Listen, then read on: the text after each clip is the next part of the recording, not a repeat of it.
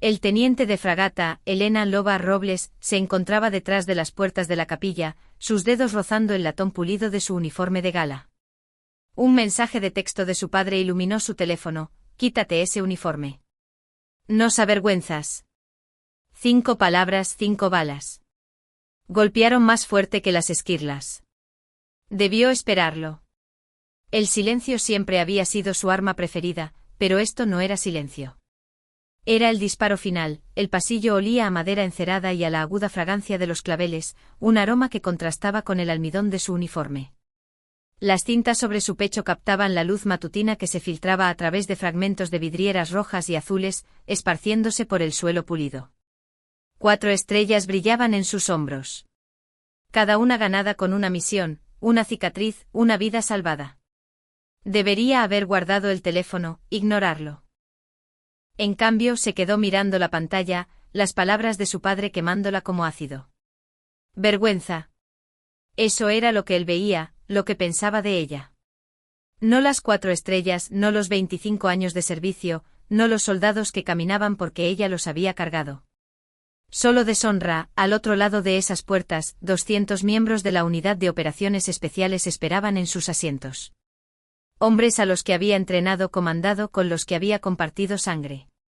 Frente a ellos, Jaime, su prometido, se erguía en un traje azul marino. Un civil, sí, pero alguien que la entendía mejor que la mayoría de los uniformados. Estaría de pie, con las manos cruzadas de manera ordenada, tal como sabía que a ella le gustaba. No esperaba a una novia de encaje blanco. Esperaba a ella con medallas y cicatrices incluidas. Detrás de ella, 2 de sus camaradas más antiguos la flanqueaban como guardianes silenciosos.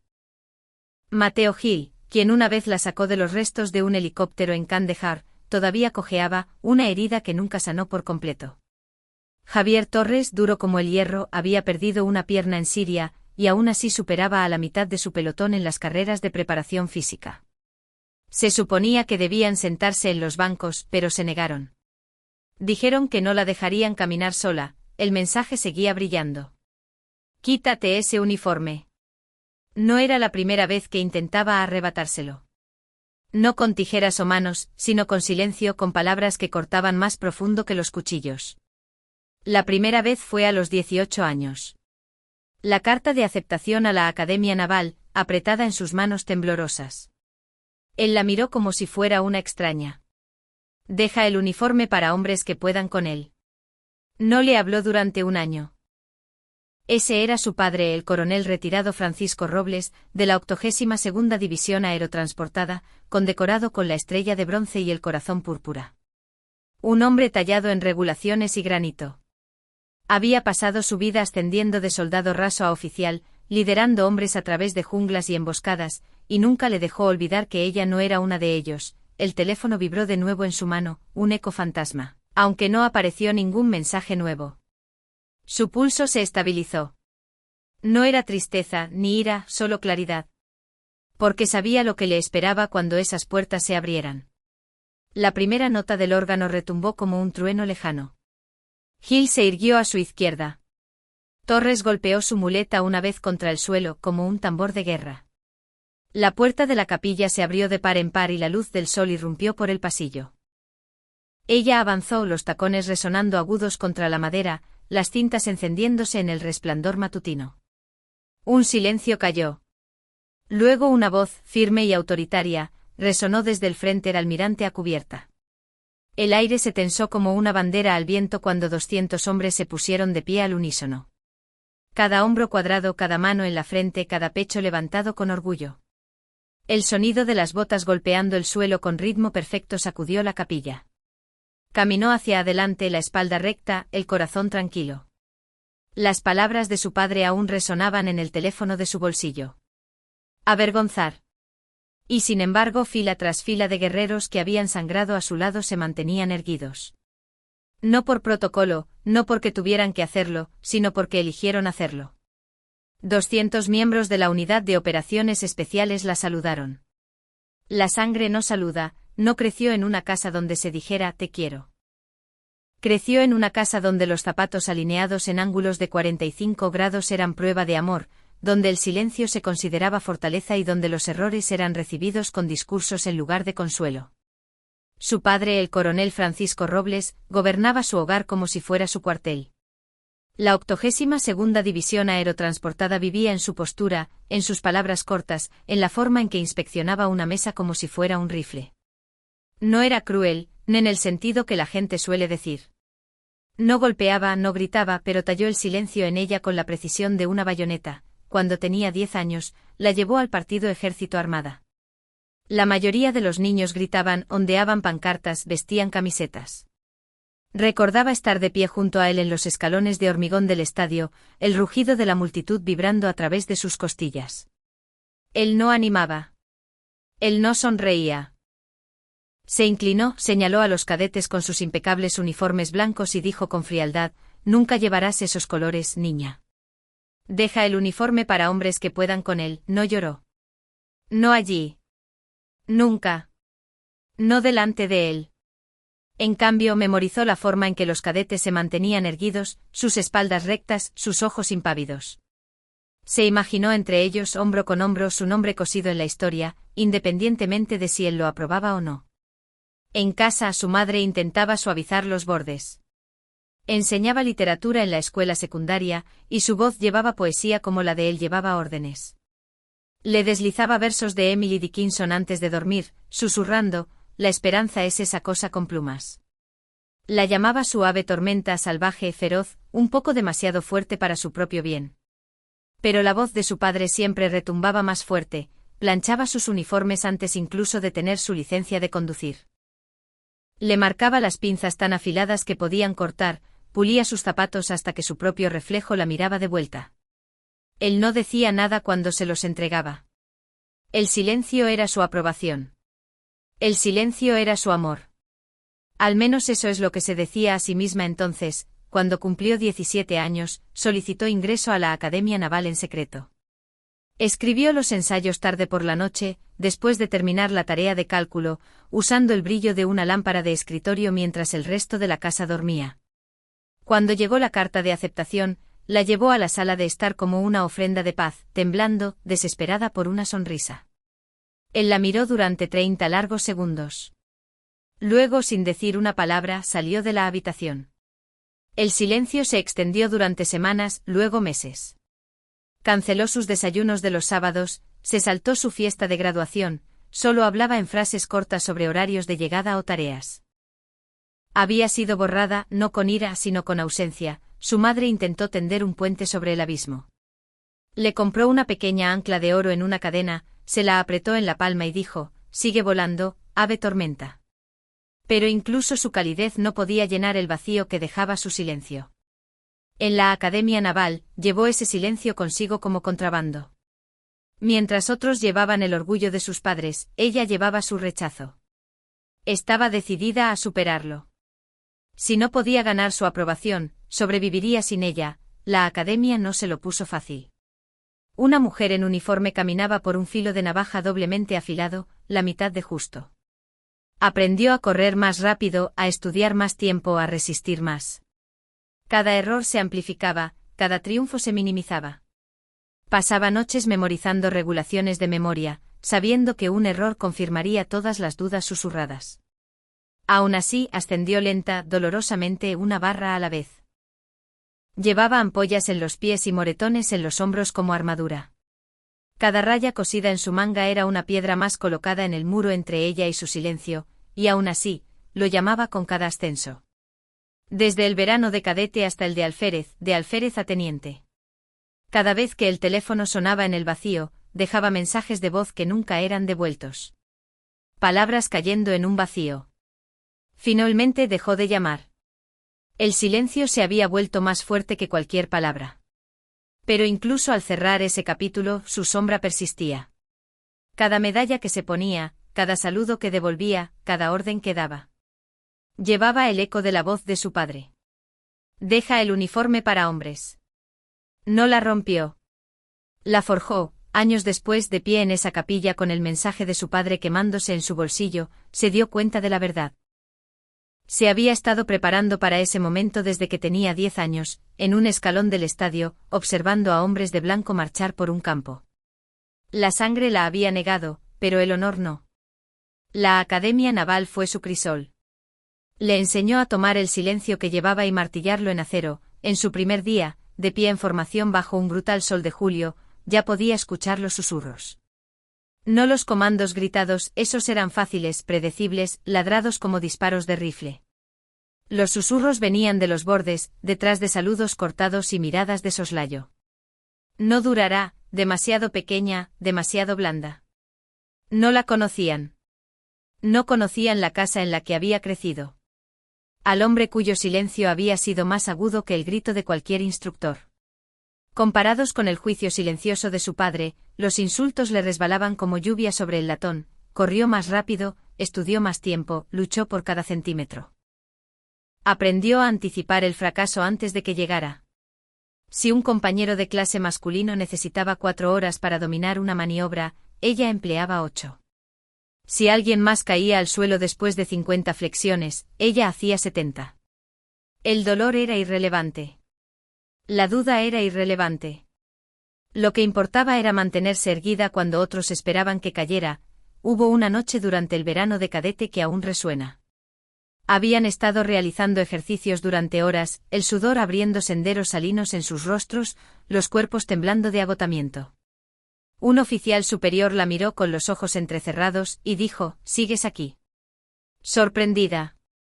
Lo miró directamente a los ojos y dijo, ¿dónde más estaría, señor? Él no sonrió. No necesitaba hacerlo. A la mañana siguiente la llamó Robles en lugar de niña. Eso fue suficiente. 4 años después, cruzó el escenario en Annapolis, los galones dorados captando la luz. Nadie de su familia estaba en las gradas. Su madre ya se había ido, perdida por cáncer de mama durante su 2.º año. Su padre nunca apareció, nunca escribió, nunca llamó. Se puso las barras en el cuello sola, sintiendo el peso asentarse sobre ella, no como una carga, sino como combustible. Su primer destino la llevó a Okinawa. Papeleo, logística. Hombres corpulentos el doble de su tamaño la miraban como si se hubiera equivocado de habitación. Se reían a sus espaldas, la llamaban chica cartel, mascota, cuota. Pero cuando llegaban los plazos eran sus informes, sus sistemas los que mantenían las líneas de suministro funcionando a la perfección. El respeto no llegaba fácil, pero llegaba en silencio, a regañadientes, a través de la competencia. Luego vino Somalia. Estaban ejecutando una línea de reconocimiento de suministros cuando llegó la emboscada. La noche era cálida. El aire espeso con sal y óxido. Los disparos desgarraban los contenedores como truenos rompiendo acero. Uno de sus hombres cayó, la pierna destrozada, la sangre empapando la arena en oscuros ríos. Técnicamente no se le exigía avanzar. Su rango podría haberla mantenido detrás de la radio, dirigiendo, pero era su hombre. Y si había aprendido algo del silencio, era que la ausencia es más fuerte que la acción, así que fue. Se arrastró 40 yardas bajo fuego, la arena mordiéndole los codos, las balas masticando agujeros a su alrededor. Sus manos se aferraron a su equipo, arrastrándolo un pie agonizante a la vez. Los gritos de él le hacían crujir los dientes, pero ella siguió avanzando. Torniquete apretado con una mano, presión con la otra. Su voz, tranquila, incluso cuando su propia sangre corría caliente por las esquirlas en su costado. Para cuando la evacuación médica se lo llevó, estaba empapada de carmesí, no toda de él. Rechazó la camilla. Se quedó de pie, tambaleándose pero erguida, y ordenó al resto del equipo que saliera. Más tarde, en el informe, uno de los marineros más jóvenes murmuró, ella sangra hielo, no sangre. El apodo se quedó, Iceback. Lo odiaba, pero en secreto lo entendía. No era hielo. Era determinación. Una negativa a colapsar en el silencio donde otros podrían hacerlo. Ese marinero vivió. Años después, recibió una tarjeta de Navidad de él. Su hija se llamaba Avery. La había llamado como ella. Después de eso, el mando empezó a notarla, no porque fuera ruidosa, no porque persiguiera medallas, sino porque perduraba. Cada puerta cerrada, cada duda, cada desestimación se convirtió en otra cerradura que aprendió a forzar. Mientras otros perseguían ascensos, ella perseguía la excelencia. Cuando finalmente se puso el uniforme de comandante, marcó el número de su padre una vez más, solo una, directo al buzón de voz. No dejó ningún mensaje. El silencio ya no dolía. Solo confirmaba lo que ya sabía. Él había elegido la ausencia sobre el reconocimiento. Pero la armada, los hombres y mujeres a los que lideraba, lo eligieron a ella, para cuando llegó a capitana, tenía una unidad que la seguía sin dudar. No saludaban a su género, no saludaban a su linaje. Saludaban a la oficial que había arrastrado a uno de los suyos a través del fuego y vivido para liderar un día más. Y cada vez que se paraba frente a ellos, dando órdenes con voz firme y manos firmes, recordaba las palabras que su padre había grabado en ella a los 10 años. Deja el uniforme para hombres que puedan con él. Así que lo hizo. Lo manejó. Y al hacerlo se convirtió en algo que él nunca podría haber imaginado, una oficial forjada, no por su aprobación, sino por su silencio. La guerra te enseña a compartimentar. Aprendes a doblar el dolor en rincones ordenados, a aplastar el miedo y apilarlo en la parte trasera de tu mente hasta que pese menos. Durante años su vida no había sido más que compartimentos, misiones. Hombres bajo su mando, el silencio de la ausencia de su padre. El romance nunca encajó en ningún lugar del sistema de archivo. Entonces llegó Jaime. Se conocieron en una reunión del grupo de trabajo del Pentágono sobre ciberseguridad, una de esas salas con alfombras grises e iluminación fluorescente donde la cafeína era el único salvavidas.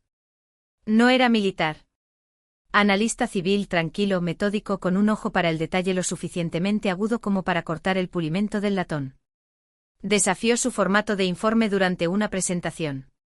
Dijo que era ineficiente. La mayoría de los hombres la evitaban o intentaban avasallarla. Él no hizo ni una cosa ni la otra. Ella le dijo que la eficiencia no siempre era velocidad. A veces era claridad. Él no discutió. Se quedó despierto toda la noche rehaciendo toda su presentación línea por línea en su formato. A la mañana siguiente le entregó las diapositivas y dijo, tenías razón. Luego sonrió. Una sonrisa real, no la sonrisa forzada que la gente usa con uniforme.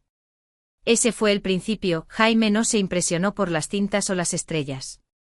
No se inmutó cuando lo llamaron a las 2 de la mañana o cuando regresó a casa oliendo a combustible de avión y agotamiento.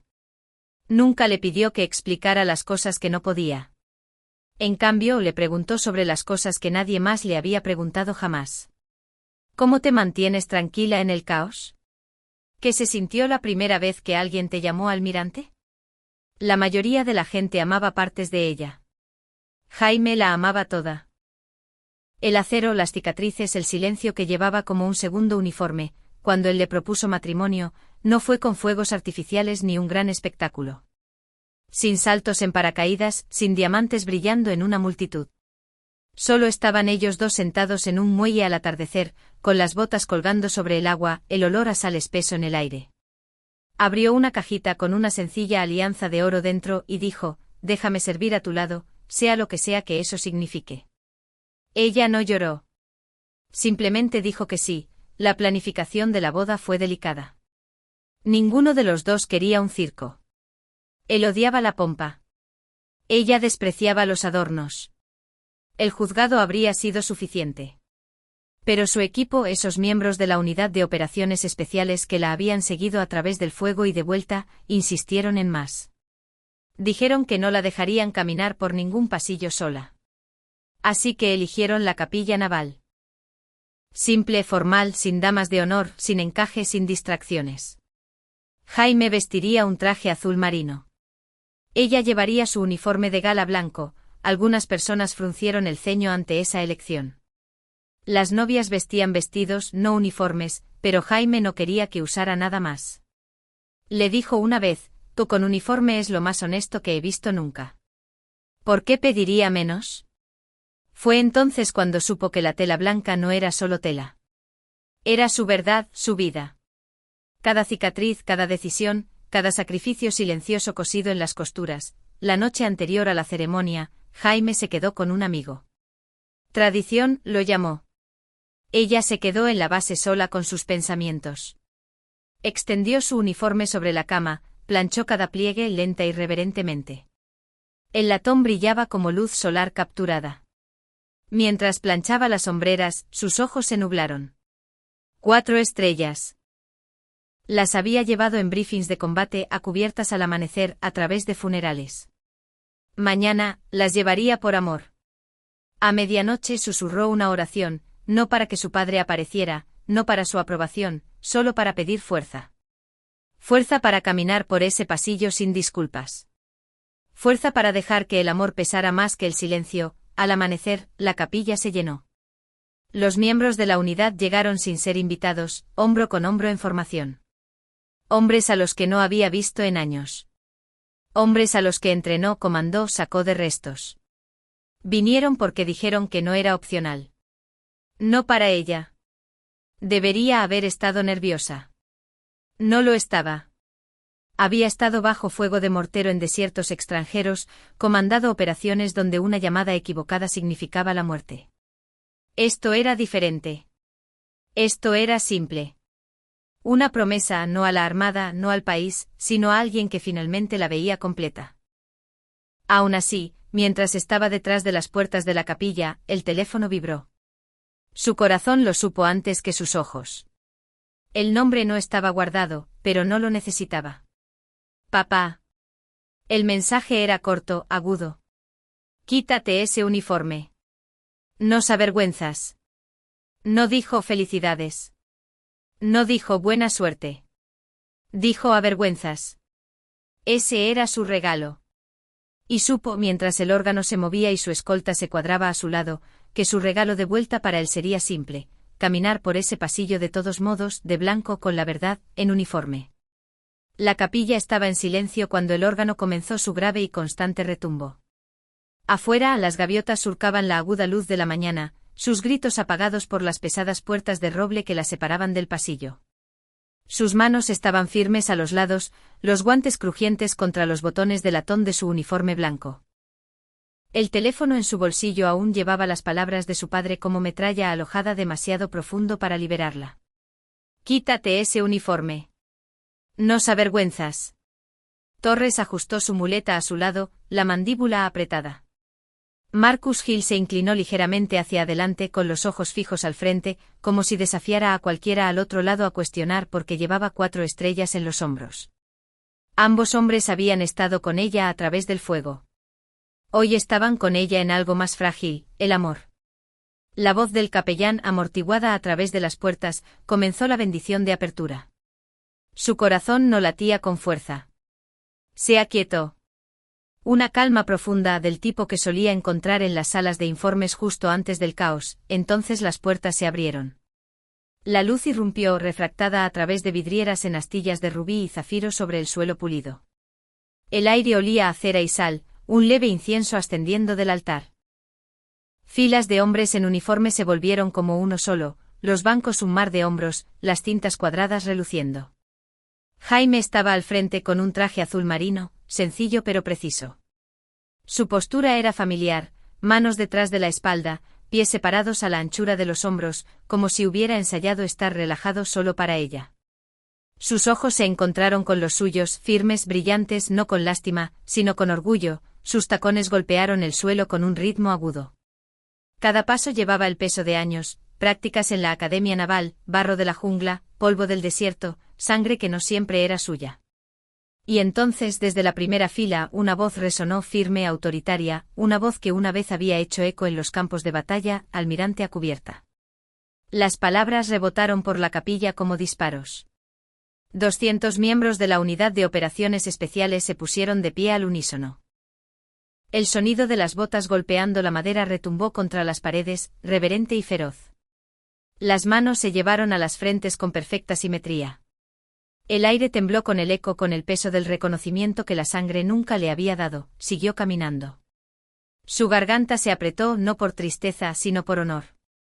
Cada rostro que pasaba estaba tallado en la memoria.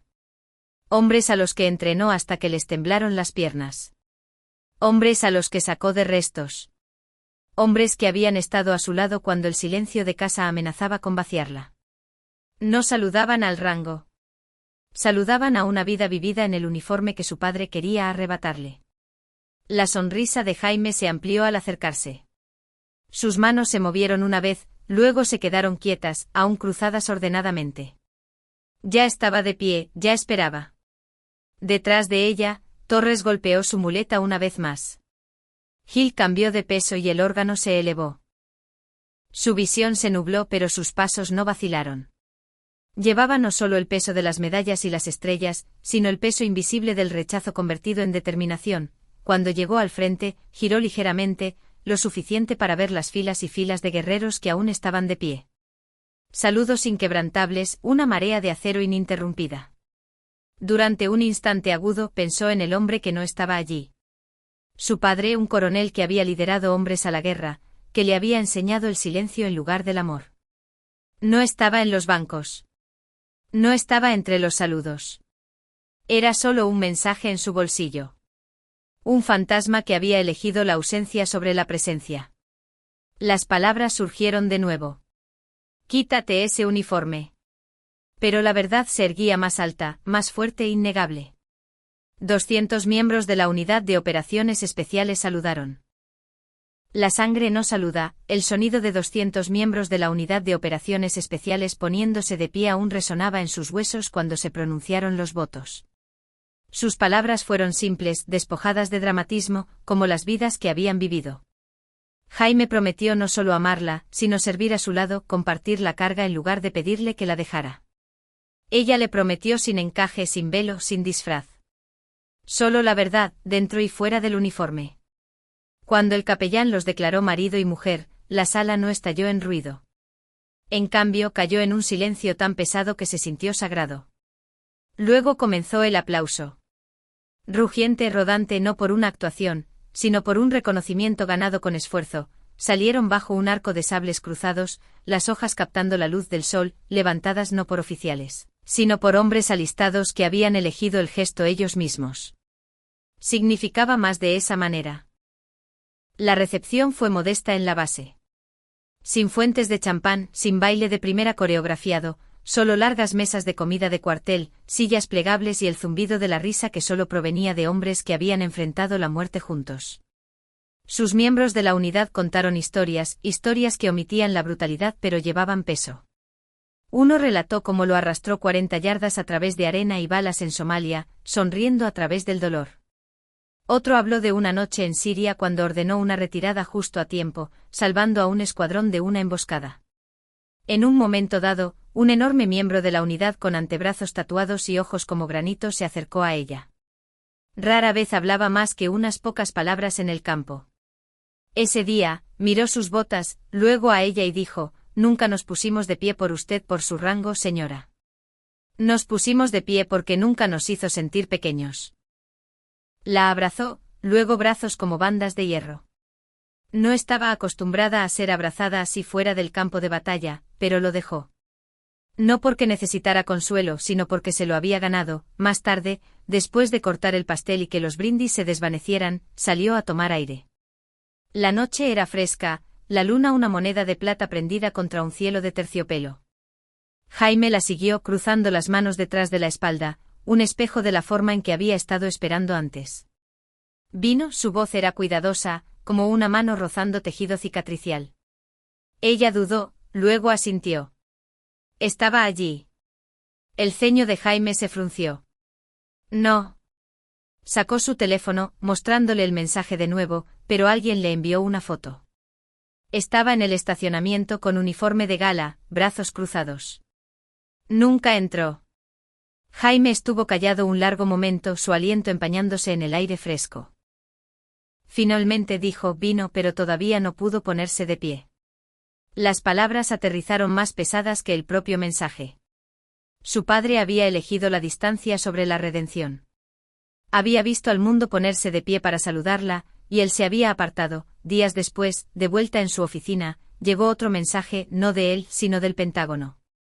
Querían que diera una conferencia magistral sobre liderazgo en un evento a puerta cerrada. Ética en el mando, legado, responsabilidad. Casi lo rechaza. No quería otro escenario, otro foco. Pero entonces recordó el suicidio de un marinero años atrás. Su expediente contenía una sola nota: dile al almirante Robles gracias. Ella es la única que me vio alguna vez. Había llorado sola en su oficina esa noche, con las cintas esparcidas por el suelo.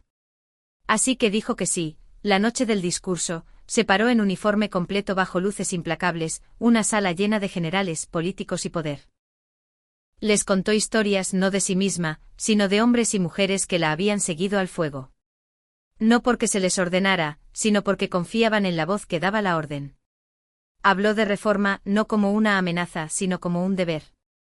Terminó con una verdad: el respeto no se hereda. No se da por sangre. Se gana presentándose, manteniéndose erguido y haciendo lo correcto incluso cuando nadie está mirando. Hubo silencio, luego una ovación de pie. Cuando regresó a su oficina a la mañana siguiente, una carta la esperaba en su escritorio. Sin remitente, pero la caligrafía era una que había memorizado de niña. Adentro 5 palabras la miraban fijamente: me equivoqué. Lo siento. El resto de la carta era vacilante, torpe. Admitió que no había saludado, no porque ella no lo hubiera ganado, sino porque ya no sabía cómo honrar lo que no entendía. Pidió, no suplicó, una oportunidad para hablar. No como coronel. No como crítica, sino como un padre tratando de conocer a la hija a la que había pasado toda la vida rechazando. La leyó 3 veces. No lloró. No la quemó. Simplemente se sentó allí, sintiendo el peso de décadas presionándola. La sangre no había saludado, pero tal vez finalmente la sangre estaba llegando. Aceptó reunirse con él en Arlington.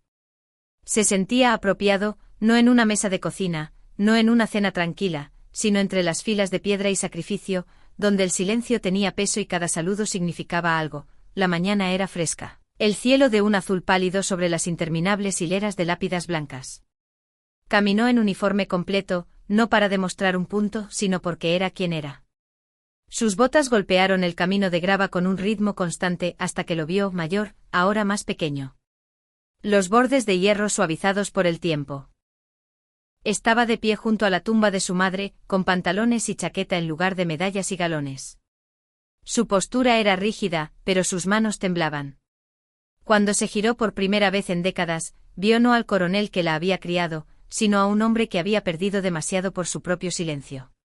«Te pareces a ella», dijo con la voz quebrada. «¿Cuándo te pones así?» Hablaron, no de guerras o medallas, no de la academia naval o batallas que había ignorado, sino de duelo, de arrepentimiento, de cómo el silencio había sido su armadura y su prisión. Admitió que había observado desde el estacionamiento. Ese día, con los brazos cruzados, demasiado orgulloso y demasiado asustado para entrar. Luego, torpemente dio un paso atrás, su columna se enderezó, sus hombros se cuadraron, y con un movimiento deliberado, levantó la mano a la frente. No nítido, no perfecto, pero real. Ella le devolvió el saludo. No porque el perdón se hubiera ganado, sino porque la verdad finalmente había sido elegida. Esa noche, acostada junto a Jaime, susurró, él saludó. Jaime no preguntó qué significaba. Simplemente le tomó la mano hasta que el sueño llegó. Meses después, el Pentágono volvió a llamar, esta vez ofreciéndole la supervisión de una iniciativa de operaciones conjuntas. Trabajo delegado. Integración de liderazgo ético en la formación. Aceptó, no por los generales, sino por los jóvenes oficiales que necesitaban saber que el silencio no los definía. En una base, un nombre llamó su atención en una lista: soldado Avery Patterson. La niña llamada así por la marinera que ella sacó del fuego, ahora era mayor, con botas puestas, llevando su propia bandera hacia adelante.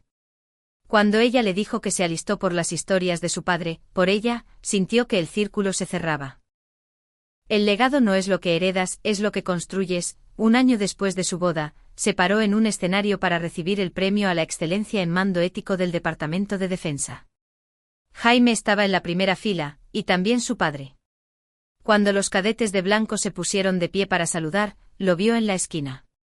Esta vez, su mano fue a su frente. La ovación recorrió el pasillo, pero todo lo que ella sintió fue el peso silencioso de su gesto. Imperfecto, tardío, pero finalmente innegablemente real. Más tarde esa noche, sentada con Jaime bajo las estrellas, su teléfono vibró con un mensaje de un antiguo miembro de la unidad. Todavía pensando en tu día de boda, señora. La sangre no saludó, pero nosotros sí. Lo miró durante mucho tiempo, luego escribió: algunos regalos no se pueden devolver. Pero algunos saludos se quedan contigo para siempre. Porque la venganza no siempre es destrucción. A veces el ajuste de cuentas más poderoso es el reconocimiento. A veces el silencio se rompe no con palabras, sino con un solo saludo. Y al final, eso fue suficiente.